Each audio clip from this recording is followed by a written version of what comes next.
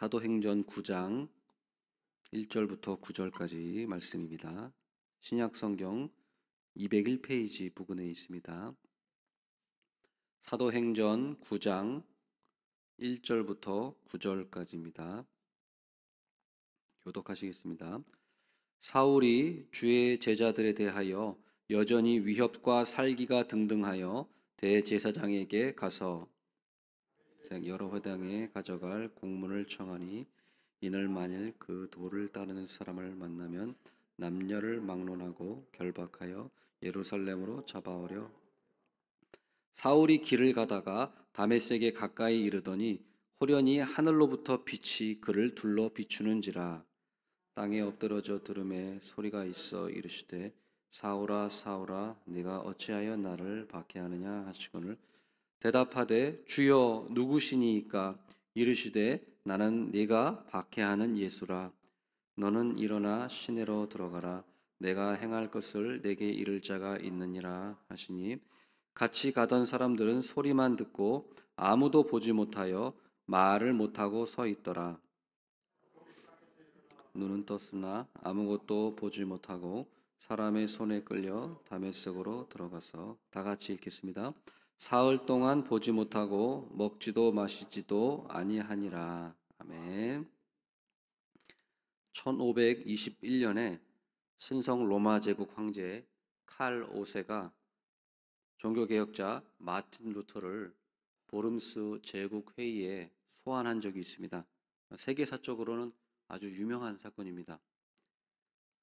1517년에 마틴 루터가 비텐베르크 성당문에 95개조 반박문을 붙이고 나서 이후에도 루터는 계속해서 책을 내고 논문을 써서 종교개혁에 불씨를 당겼습니다. 그리고 4년이 지난 1521년에 신성 로마 제국, 그러니까 당시 독일과 로마 그리고 오스트리아 그리고 체코 그 다음에 에스파냐 스페인을 전 지역을 다스리는 거대한 제국의 황제인 신성 로마 제국의 황제 칼 5세가 드디어 마틴 루터를 소환한 것입니다. 종교 재판을 소환한 것이죠. 그리고 대주교 에크 대주교를 시켜서 이제 신문을 합니다. 마틴 루터가 이제 앞에 나와 있고 대주교 에크가 신문을 합니다. 이렇게 두 가지를 질문합니다. 첫 번째, 그대의 이름으로 출판된 이 책들을 그대의 것으로 인정하는가? 두 번째, 그대는 이 책들에서 쓴 내용을 철회할 준비가 되어 있는가? 이 두 가지, 그러니까 마틴 루터가 쓴 책을 당신이 썼는가? 그리고 이 책을 폐기시키고 철회할 준비가 되어 있는가? 라고 신문을 한 것입니다. 마틴 루터는 하루만 답변할 시간을 더 연기해 달라고 요청을 했고, 다음 날 아침이 되어서 루터가 다시 재판정 앞에 섰습니다. 그리고 다음과 같이 답변을 했습니다. 나는 내가 인용한 성경의 말씀에 사로잡혀 있고 나의 양심은 하나님의 말씀에 사로잡혀 있습니다. 나는 내 저술에 담긴 주장들을 철회할 수도 없거니와 철회하지도 않겠습니다. 하나님이여, 내가 여기 서 있습니다. 나를 도우시옵소서. 아멘. 이 답변을 한 것입니다. 그러니까 한마디로 말해서 자신이 주장한 종교개혁 그리고 자신이 쓴 책들, 주장들을 철회할 수도 없고 철회하지도 않겠다는 것입니다. 그 이유는 하나님의 말씀에 자기의 양심이 사로잡혀 있기 때문이라고 말하는 것입니다. 황제는 당연히 대노했습니다. 그리고 결정을 내리기를 루터의 모든 책들을 불태우라고 명령을 내렸고, 그리고 루터에게 법외자 선언을 내렸습니다. 법외자, 그러니까 루터가 이제는 법의 보호를 받지 못하는 사람이 된 겁니다. 다시 말해서 루터를 죽여도 그 사람은 살인죄가 적용되지 않고, 루터에게 폭력을 써도 폭력죄가 적용이 되지 않는, 한마디로 이제 거의 죽은 목숨이나 마찬가지인 거죠. 3주의 시간을 줍니다. 3주의 시간 동안 빨리 루터는 피신을 가야 되는 것입니다. 안 그러면 누가 죽여도 아무도 모르는 것이죠. 하지만 하나님의 은혜로 어, 프리드리히 3세라고 하는 그 선제후가 있었습니다. 예, 아주 훌륭한 사람이었는데요. 이 프리드리히 3세라고 하는 선제후가 루터를 피신시켜 줍니다. 자신의 별장이 있는 그 바르트부르크라고 하는 그 성에 루터를 피신시켜 줍니다. 제후니까 아무도 이제 그걸 건드리지 못하는 거죠. 막강한 사람이었거든요, 권력이. 그래서 루터는 바르트부르크 성에서 피신해 있으면서 거기서 라틴어 성경을 독일어로 번역을 하게 됩니다. 그래서 루터의 종교 개혁이 힘을 얻어서 이제 밑거름이 될 수 있는 그런 귀한 시간이 되었습니다. 그것을 보면은 참 하나님께서 하나님의 역사를 하나님의 합력하여 선을 이루시는 그 모습을 보게 됩니다.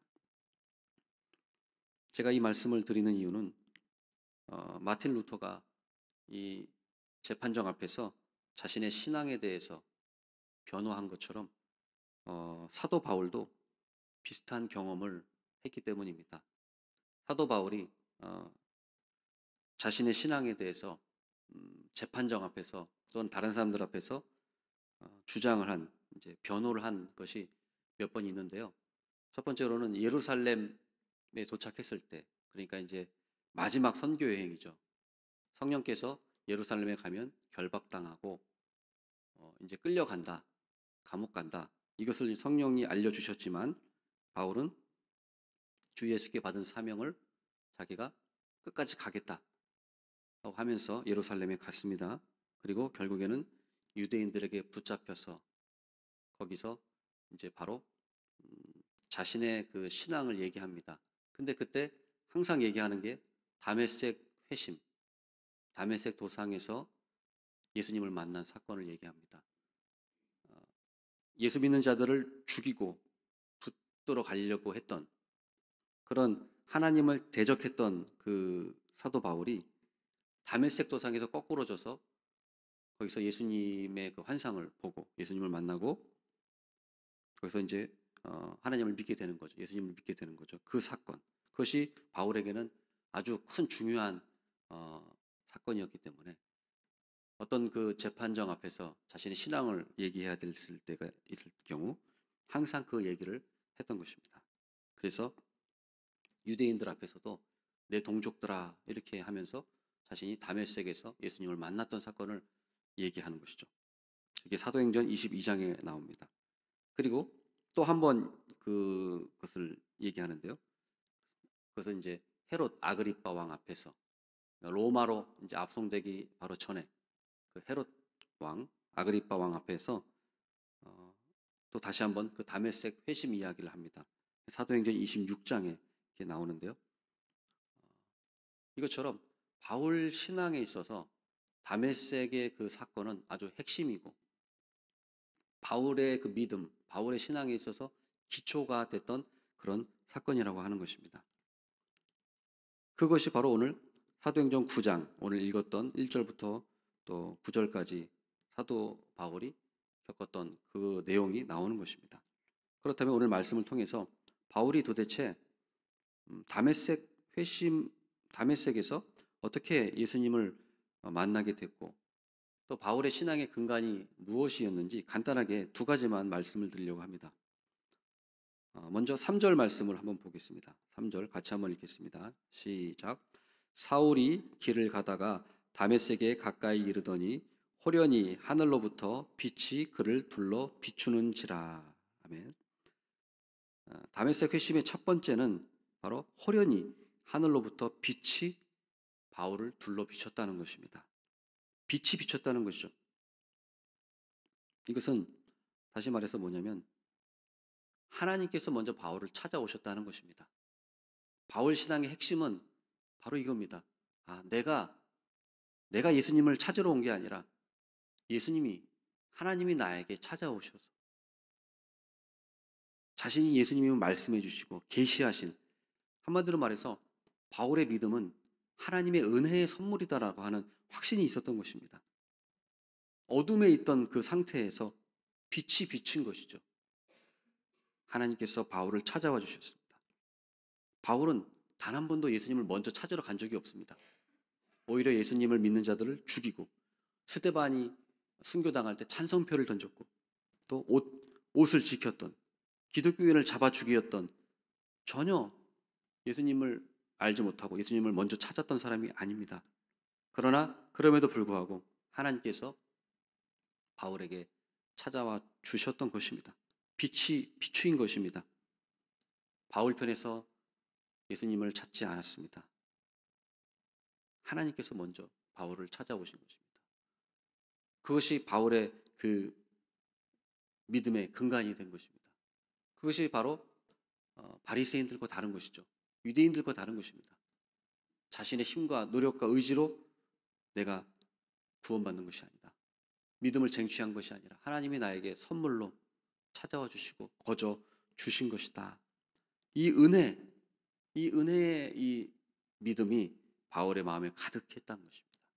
그래서 아무도 자랑하지 말라고 했던 것처럼 바울은 자신의 신앙을 자랑하지 않고 오직 겸손하게 오직 주님의 은혜라고 은혜만을 높이는 그런 신앙이 되었던 것입니다. 두 번째로 예수님은 성도들의 고난을 자신의 고난으로 동일시하신다는 사실을 바울이 깨달았습니다. 5절 말씀 한번 같이 읽겠습니다. 5절 대답하되 주여 누구시니까 이르시되 나는 네가 박해하는 예수라. 오늘 이 말씀을 자세히 보면은 나는 네가 박해하는 예수라라고 말씀하고 있습니다. 참으로 감동적인 말씀입니다. 예수님 누구십니까? 주여 누구십니까? 라고 물었더니 나는 네가 박해하는 예수라라고 말씀하고 있습니다. 사실은 정확히는 틀린 말이죠. 나는 네가 박해하는 자들이 믿는 예수다. 이렇게 해야 말은 사실이 더 정확한 말이지 않겠습니까? 그런데 예수님은 박해받는 자와 자신을 동일시한 겁니다. 나는 네가 박해하는 예수다.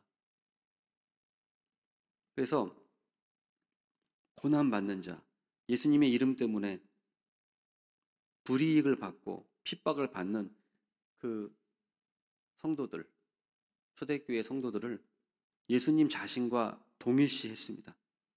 단순히 옆에서 참 마음이 아프구나 동정하는 것이 아니라 성도들의 고통을 예수님의 성도들이 고통당하고 있는 걸 똑같이 예수님도 고통을 느끼시고 성도들의 그 고난받는 그 아픔, 불이익을 받을 때 그 힘듦 그런 것들을 동일하게 예수님이 동일하게 느끼신다는 것을 말씀해 주신 것입니다. 이것이 바로 최고의 사랑 아니겠습니까? 단순히 그냥 연민하는 것이 아니라 똑같이 성도들의 고통을 예수님이 똑같이 느끼고 계신다는 거죠. 정말 이런 사람이 단 한 사람이라도 우리 옆에 있다면은 정말 그 사람은 행복한 사람이라고 생각합니다. 아무리 부모님이 나를 사랑하고 아무리 배우자가 나를 사랑해도 우리가 이렇게까지 공감할 수는 없을 것입니다. 우리가 개인적으로 살아봐도 그렇지만은 우리의 고통을 뭐 부모님에게 다 얘기할 수 있겠습니까? 자식에게 다 얘기할 수 있겠습니까? 심지어 배우자에게 다 그걸 얘기할 수 있겠습니까? 배우자가 아무리 나를 사랑해도 다 얘기하지 못하죠. 얘기할 수 있는 것만 얘기하지 않겠습니까? 왜냐하면 내가 힘든 것들, 고통받는 것들 다 얘기해봤자 또 아내나 남편이 또 힘들어할까 봐 또 다 말하지 못하고 또 말한다 해도 또 그것도 다 공감하지 못합니다. 그렇기 때문에 어려움이 있는 것이죠. 그렇지만은 우리 예수님께서는 성도들의 고난을 자신의 고난으로 동일시하시는 그런 예수님이심을 믿으시기를 바라겠습니다. 이러한 믿음, 이러한 그 예수님의 사랑, 하나님의 사랑이 있었기 때문에 바울이 그렇게 고난을 당한 인생이었지만 이겨나갈 수 있었다는 것입니다. 16절에도 보면은 그가 내 이름을 위하여 얼마나 고난을 받아야 할 것을 내가 그에게 보이리라. 예수님을 처음 믿었을 때부터 예수님께서는 바울이 많은 고난을 받을 것이라는 것을 같이 가르쳐 주셨습니다. 그러나 바울은 자기가 아무리 고난을 당하고 핍박을 받아도 예수님이 나의 고난을 같이 아파하시고 같이 고난을 받으신다는 이 말씀, 이 사실을 알았기 때문에 위로와 위안을 받고 이겨나갈 수 있다는 사실을 기억하시기를 바라겠습니다. 우리 인생은 고난이 없는 인생이 아니라 고난이 있음에도 불구하고 주님과 함께하는 고난, 주님을 위한 고난이라는 사실을 꼭 기억하시기를 바라겠습니다.